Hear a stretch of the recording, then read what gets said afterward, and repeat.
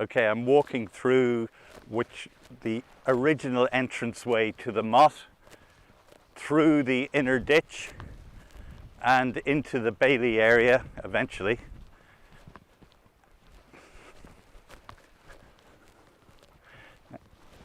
Go over here, I think, and get a good shot. You see that depression there now? That's probably the remains of a building.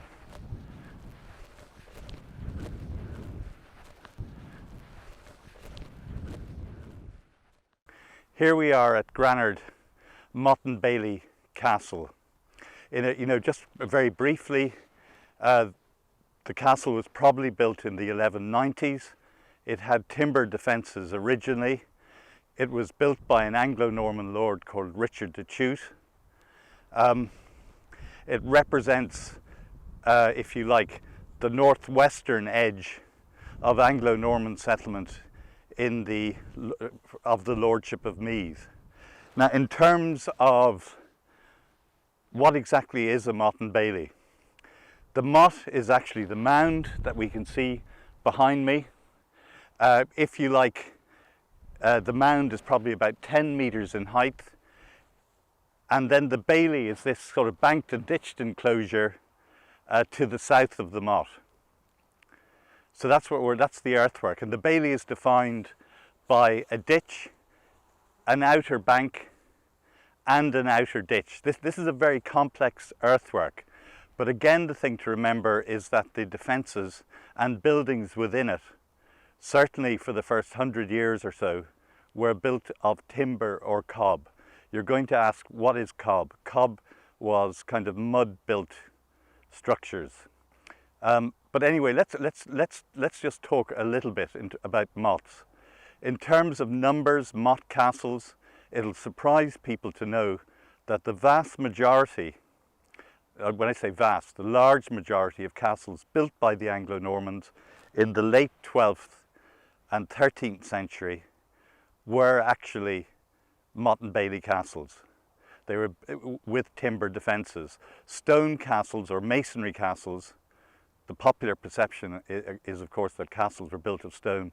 Only about 25% of the castles built by the Anglo-Normans were built of masonry. The rest were built of timber, mostly motte or Motte Bailey castles, mounds and these attached enclosures, or were ringworks, which are circular banked and ditched enclosures. There aren't that many ringworks in Ireland.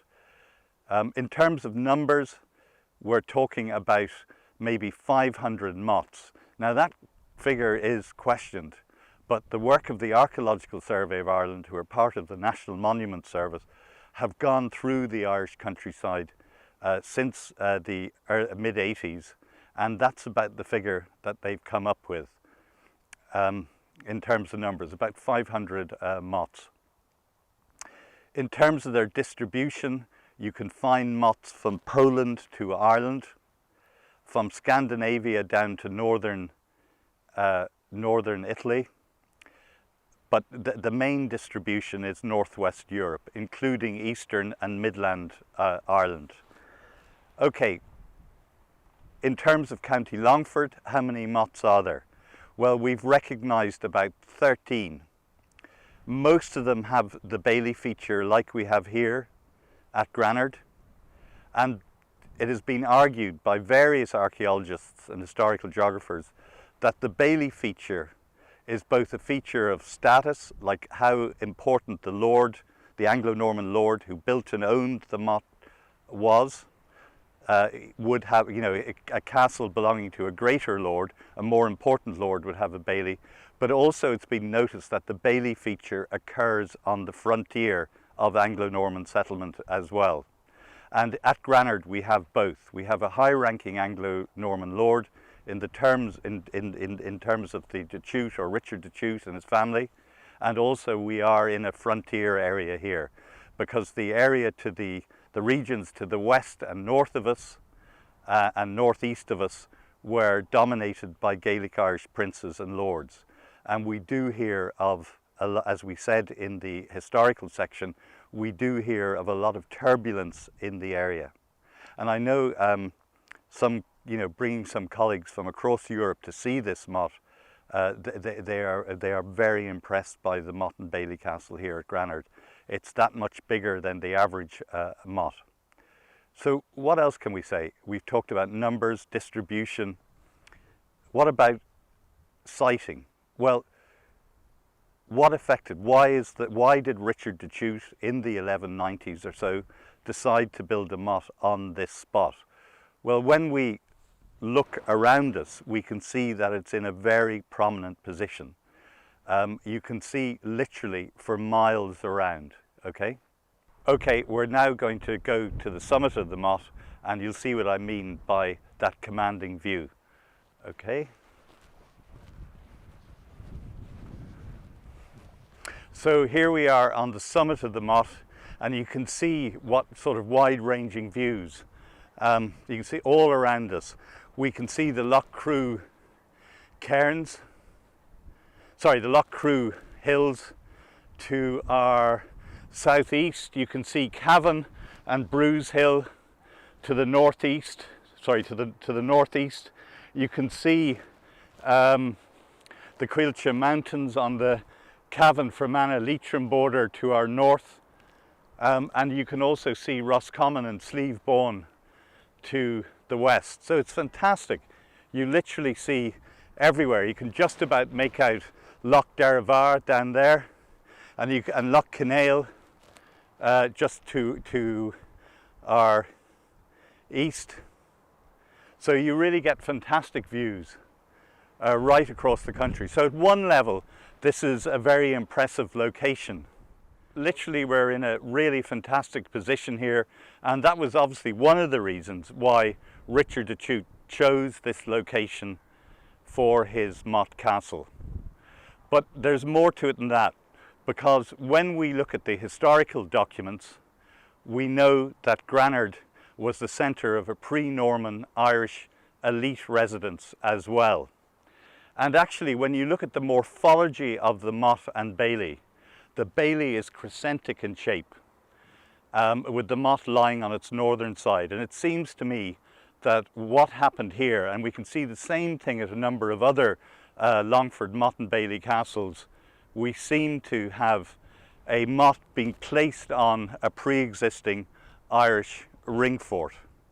Okay, and then the ring fort is modified into a crescentic shaped Bailey. So we have both morphological, archaeological and historical evidence to realise that de Chute placed his castle on top of a pre-existing centre, okay, a pre-existing fortification. And that's something to remember. The Anglo-Normans did not come into an empty landscape. They came into a landscape that had been settled, if you like, and farmed for millennia, and very often took over pre-existing Irish centres. So I think that's an important point. So that's the siting. So we've talked then about distribution, how many mottes there are, the fact that they're a type of castle we see right across Northern Europe in particular. We've talked about morphology. What else can we talk about? Well, we talk about function. What was the function of something like this? And in a way, we've hinted at it because we talked about the frontier nature of Anglo-Norman settlement in this area. There was a lot of turbulence, mainly from native Irish lords, upset, if you like, at the Anglo-Norman encroachment on their lands, but also often between the Anglo-Normans themselves. So at one level, one function, if you like, of a castle is obviously to protect its inhabitants against attack. That's one function. But we also know that they're homes. And not only are they the homes of the elite, along with their servants and retainers, so people lived here, and there would have been residential buildings of timber or cob in the Bailey, or maybe even here on the Motte summit. They were also centres of landed estates. So we have farm buildings in the vicinity. So very often we find that in places like this, that land would have been farmed in the vicinity for profit. And not only would we have had residential buildings either within the bailey, but we would also have had farm buildings, maybe in the bailey, but possibly somewhere in the vicinity. So we can define a castle then as the seriously defended residence of someone of lordly status. The tenants of the lord would have come for judgment here, and there probably was a courthouse, either a separate building or a building within a larger wooden structure. So there's a lot going on here in terms of function. Then in terms of things like, we talked a little bit about defence. Well, what can we say about the defences of a site like this? Well, we do know when we look at the earthworks here, I've already mentioned this is a very striking looking motte. I'd say across Europe the average size motte is 5 to 6 metres above natural ground level, the summit, the flat summit that we're on now. But here it's more, it's somewhere between 8 and 10 metres. So this is a big motte. And not only that, the bailey with its banks that define it, and the two ditches and second intervening bank, these are very impressive earthworks. And we know from excavation, from pictorial evidence, contemporary pictorial evidence, and also the historical sources, that timber castles were not the poor relation, if you like, of the castles, but actually had quite serious defences. We have to imagine things like timber towers, timber gatehouses, crenellated timber palisades with arrow loops in them. You know, much of what we find on a great masonry stone castle, we would also find in timber here. So the same defences, as I said, arrow loops, gatehouses, but also here on the top of the motte, around the edge of the motte, you would have had a palisade.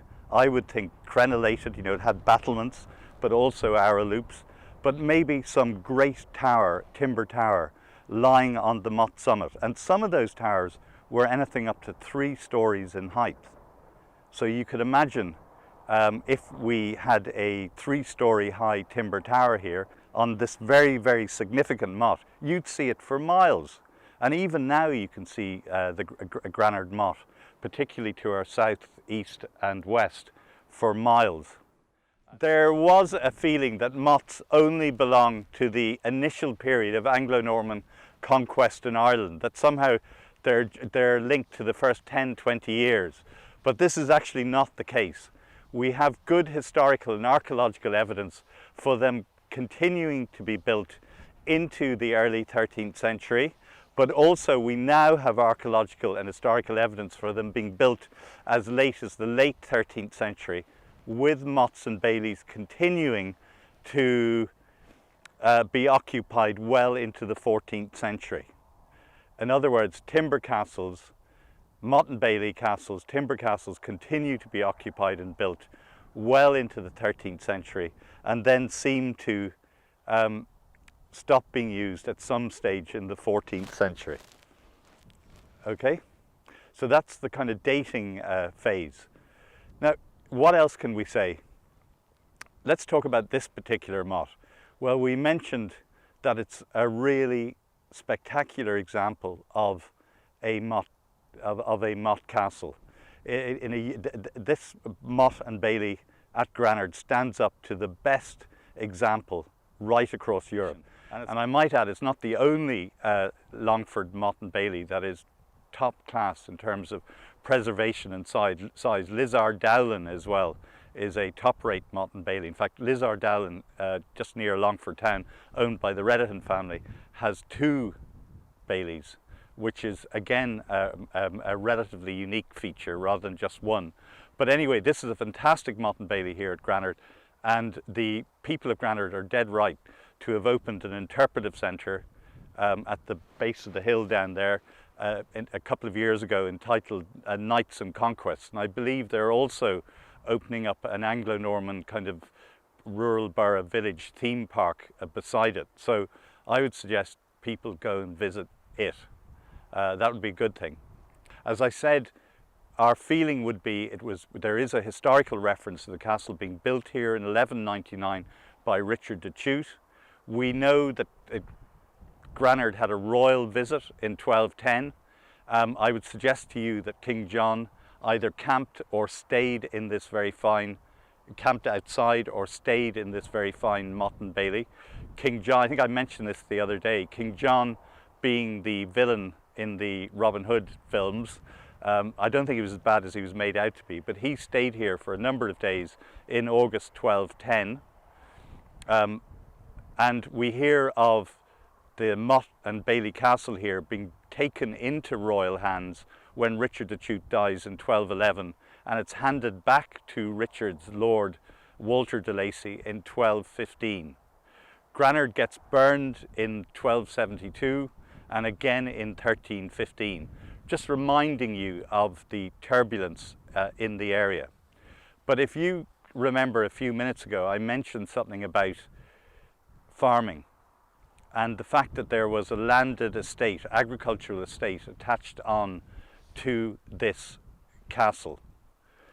But there was more to it than that, because very often Anglo-Norman lords, like the de Chutes, also founded villages and boroughs beside their motte castles.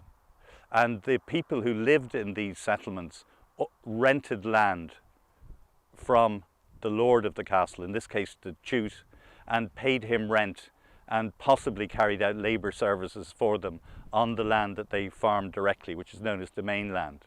So we know here from the historical records that there was a borough somewhere in the vicinity of the Motte Castle. Now, for various reasons, it was suggested that that particular borough existed at Granard Kill to our west, about a kilometre, less than a kilometre to our west, because there are the remains of deserted village earthworks there. Well, we carried out excavations there in 2002, 2004, and really the earthworks appear to be late 16th, 17th century in date. There was no indication of a borough settlement there, an Anglo-Norman nucleated settlement. Village, in other words, a village, but with the status of a town. Furthermore, we wondered too if the village, the original borough, if you like, of Granard lay to the west of the Motte, between here and Granard Kill. And the heritage officer, Longford heritage officer, gained funding, and we carried out geophysical survey, and no sign of the borough.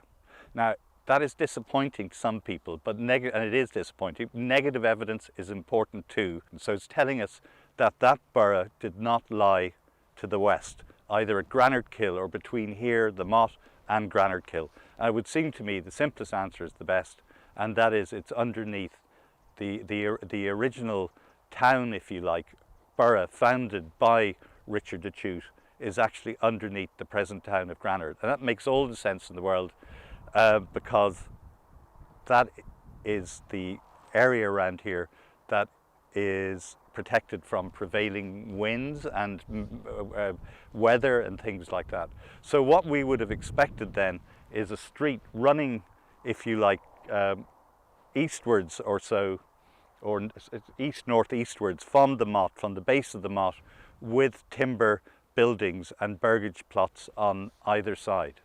In terms of the people who lived there, who were they, these burgesses?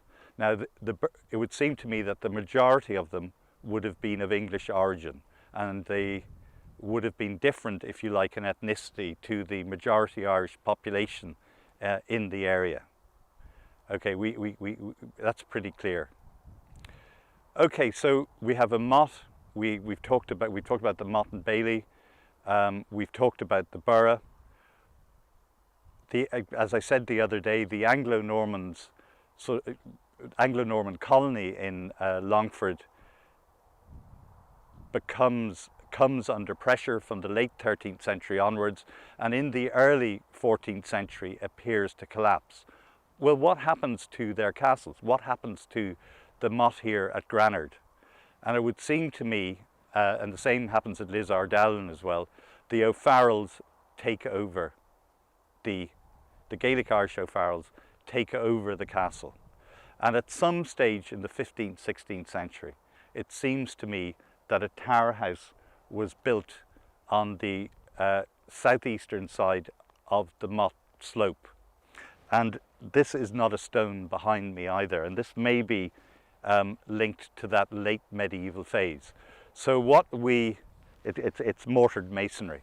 So what we seem to have here then is a timber motte and bailey castle built by the Anglo-Normans, and then maybe in the late 14th century, 15th, 16th century, but I would think late 14th or 15th century, the O'Farrells build a masonry tower house into the side of the motte. And we have a late 16th century map of Granard, a very late, early, sorry, when I say early, but a late 16th century map of Granard showing a masonry tower in that position. So what happens to the burgesses? You know, again, we would presume the English, ordinary English people who lived at the base of the motte in the 13th century in that borough. Well, it's likely from what we can see that they moved back into modern day Meath, Westmeath, maybe re-emigrated back to England. That would be the main theory. But there are little hints from the late 16th century that there are still English place names in the vicinity of Granard. And that sort of surprised me at the end of the day, that there were still English place names, despite the O'Farrells, the Gaelic Irish, Irish-speaking O'Farrells, basically taking over the place in the early to mid 14th century or so. And it may well be that some of them decided, well, a lord's a lord, whether they're Gaelic Irish or Anglo-Norman. I'll just pay rent to the new Irish lord. I'll change maybe my language. I mean, at this stage, I'm sure a lot of those burgesses would have been bilingual, intermarry with Irish people, but still keep the memory of those English place names alive to be recorded on early maps during the Tudor and Stuart conquest. So I'd like to think that at least some of the burgesses in the borough remained in place, if you like, in the later 14th, 15th, 16th century, intermarrying with local Irish and virtually becoming indistinguishable from them, and that some of their blood is still flowing in the veins of local people here. But who knows? I mean, you know, there may be ways of finding out through DNA. I'm DNA testing, but let's not get into that. Okay, what else? I mean, and I'll finish up now. Yeah, okay.